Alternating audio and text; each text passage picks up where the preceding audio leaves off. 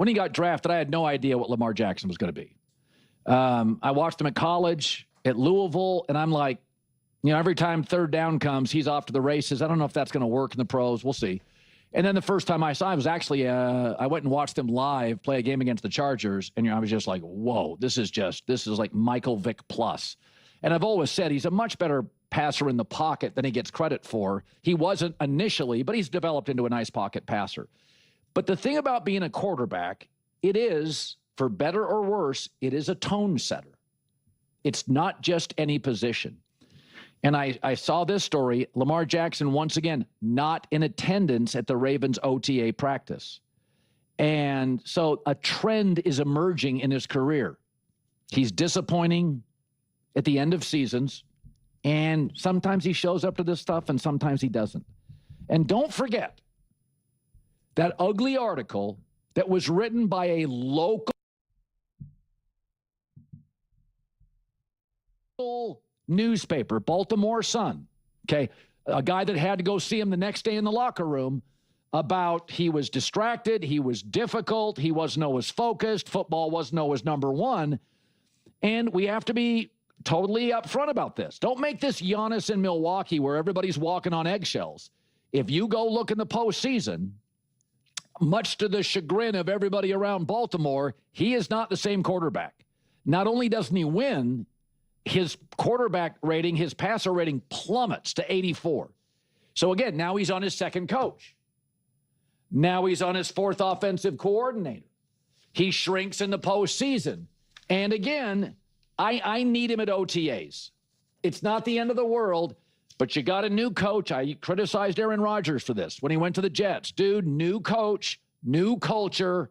It matters more. I know you're smart and a veteran, but it matters more. So now you got a new coach, new culture, and the tone center's not there. And it feels very, now Giannis has a title actually, but it feels very Giannis in Milwaukee, where it's like you're hearing stories about, yeah, he does what he does when he wants to do it, on his terms, people waiting around for him. He's getting very expensive. Giannis and Lamar, end of the year's not ending well. Playoff games are kind of brutal. He's injured more. All that stuff matters. I didn't know what to make of Lamar, college to the pros. Then I watched him live, and I was like, wow. I gave him a lot of credit. I've always said it's hard to win in the playoffs. Bill Parcells, it's hard to win in the playoffs. Andy Reid, got to a lot of conference championships in Philly. Didn't have a great quarterback. Hard to win. But here's, and again, instead of just calling it out, Jesse Minter's young. It's his first head coaching job. Lamar's a star. There's the contract coming up. So he soft plays it. Lamar's been one of our leaders of the offseason program, and a couple things going on yesterday and today, and do expect him to be back soon. We've had some great conversations. Know when he's going to be back, and again, I'll probably leave those between me and Lamar. Yeah. I already know Lamar Jackson supporters are deeply annoyed with this discussion because they feel that only Lamar gets singled out for these kinds of, skipping voluntary workouts or whatever. And then, there was the whole build-up beforehand. Will he skip these, these types of practices? And then, when he doesn't, there's almost no coverage of it, etc., etc. So, I really want to try to have as balanced a conversation as we possibly can and really explore this thoroughly. But, before I do, Baltimore Ravens fans, please do not forget to subscribe and watch the full length of the video. That is without question the best way to support the growth of this channel so I can keep making the most neutral, level-headed, authentic Baltimore Ravens videos that I possibly can. It truly, truly does help support the growth. So, please do consider doing that. I'd really appreciate it. But, okay. So, Baltimore Ravens, Lamar Jackson, OTAs, this, that, and the other. Listen.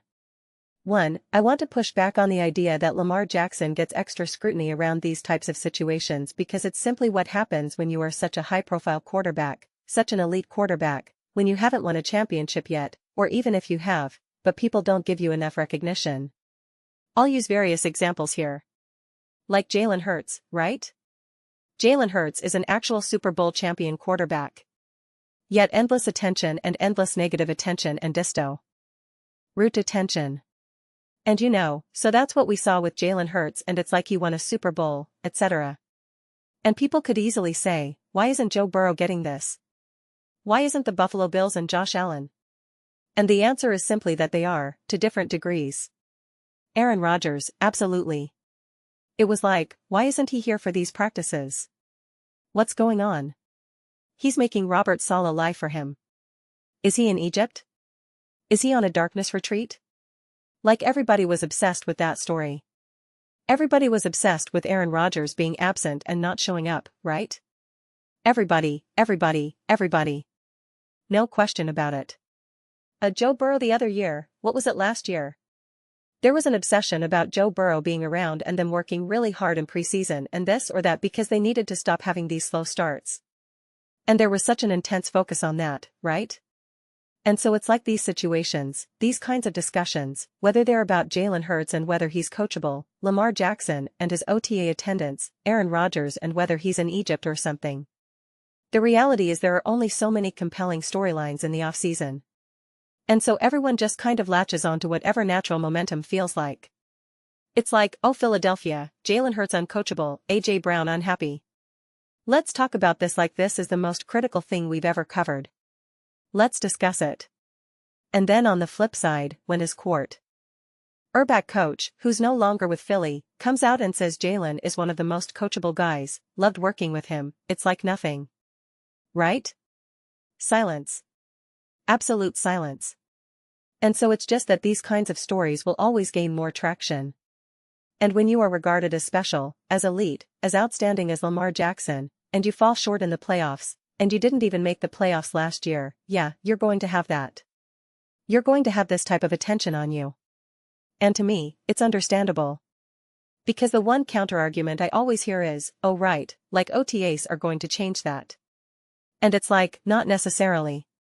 But it's all part of the bigger picture. It's all part of what you're trying to build. It's all part of what you're looking to build. I thought going into this is going to be an optimistic Ravens story, and in my mind because I didn't watch the clip yet, but I saw that there was a Ravens clip right after a clip that I was already going to make.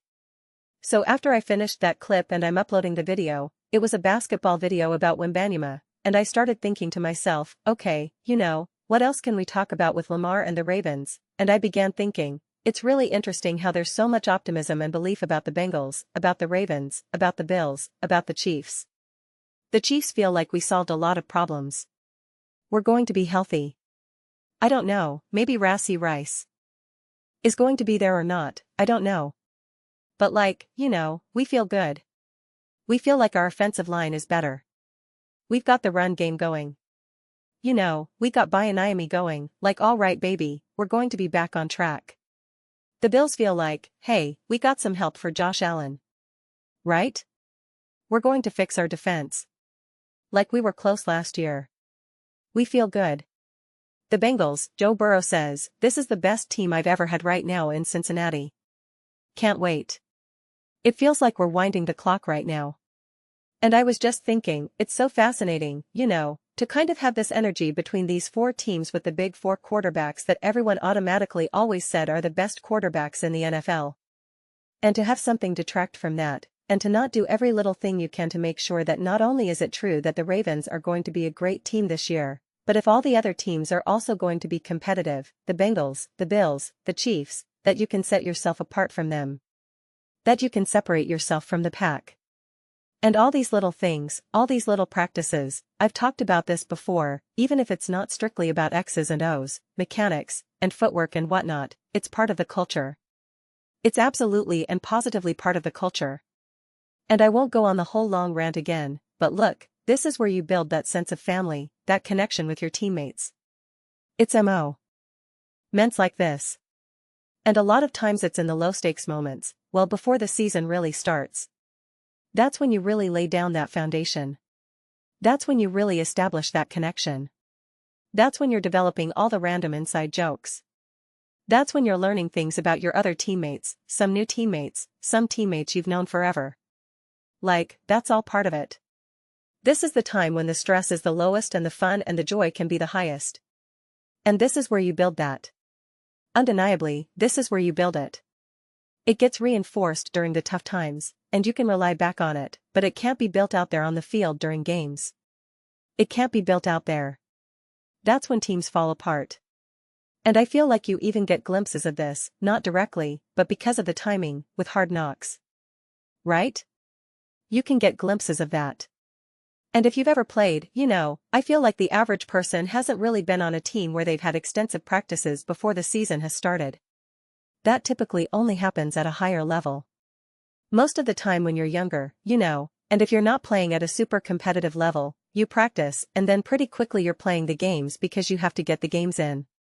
But for anyone who's ever played on a team, again, whether it's football, basketball, all different sports have it, where you're practicing a ton, you have various meetings, workouts, weight training sessions, etc., that all gets developed well before the season. Well before. If anyone's ever played, and again, not everyone has been exposed to this, if you've ever played for a team where it's 365 days a year, right?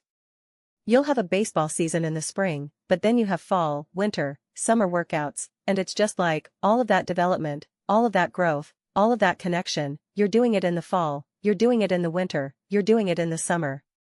You're doing it on the random bus ride to a workout or maybe a scrimmage of some sort, but it's not a real game, so it's just different energy. It's different energy. And so yeah, having Lamar Jackson not be there, it's not ideal. It's really, really not. And people will say, well, why don't we go through all the other players to see who's there, who's not? And it's like, they're not Lamar Jackson. They're not considered an all-time great. And even if you want to say, well, there are other great quarterbacks who have missed this, it's like, but then we have other conversations about them and their shortcomings, right? Again, whether it's Josh Allen, Joe Burrow, Jalen Hurts, we have different conversations about them that everyone hyper-focuses on. Right? Matthew Stafford and his health, we were all watching his back and how he was in some kind of recovery van or bus or something. I forget what it was, but it was some sort of recovery treatment thing, and Odie was zeroed in on that big time. Joe Burrow, when he was coming back from an injury, I think in 2024, we zeroed in on it. Will this quarterback ever be the same? Should they even pay him? Nick Wright came out and said, I don't think he'll ever be the same. Then he ended up having one of the best statistical seasons of all time. Pretty funny how that works out. And so it's just that certain quarterbacks have specific, consistent storylines that everyone keeps going back to. And for Lamar, it's these types of conversations. For Jalen, it's those types. For Josh, it's something else. The only quarterback who has become immune to it is really Mahomes. And it's because he's won so much.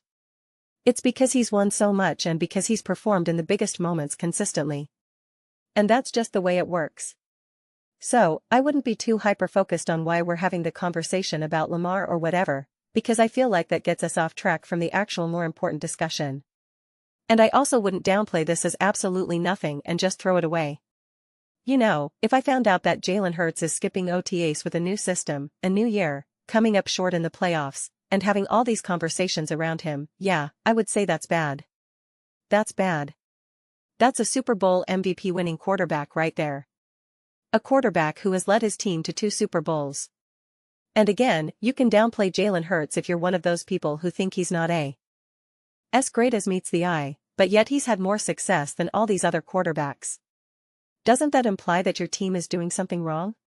Or that your quarterback is not stepping up? And that's not specifically about Lamar, that's about anyone at that point. It's like, well, the Eagles were able to figure it out. What do the Ravens need to do to figure it out? What do they need to do? So there you go. You're trying to troubleshoot. You're trying to problem solve. You're trying to figure that out. And part of that process is showing up. Just showing up. So, yeah, I just encourage Lamar Jackson fans not to be so quick to shut down this conversation and get upset about why we're talking about this. And then try to point out why we're not talking about other quarterbacks, etc., because I think it distracts from the real issue. And I'll end here because that's kind of what happened with Jalen Hurts, and I may have even contributed to that, but I tried to also balance it out with actual concrete discussions. Like, I think a lot of the conversation around Jalen was unfair, but the conversation itself was still interesting and important to have, about Kellen Moore coming in, what will this offense look like without A.J. Brown, and bringing in Mekhi Lemon and Devonta as a number 1, getting a new tight end. I do believe that Jalen Hurts' style of play needs to change and evolve, and I want to see the growth, etc. All of that is still really important, and yet there were plenty of people who said, why aren't we talking about Justin Herbert? Why aren't we talking about Josh Allen? Why aren't we talking about Lamar? They've never won. He has. And that's fair, but the conversation, when we get past all the other nonsense of the extreme takes, there's still an important conversation to have. Even when we scrape away the bias and the unforgiving takes that make things look worse than they are, it's like, well, there's still a discussion to be had. There's still growth to be achieved. There's still knowledge to be gained.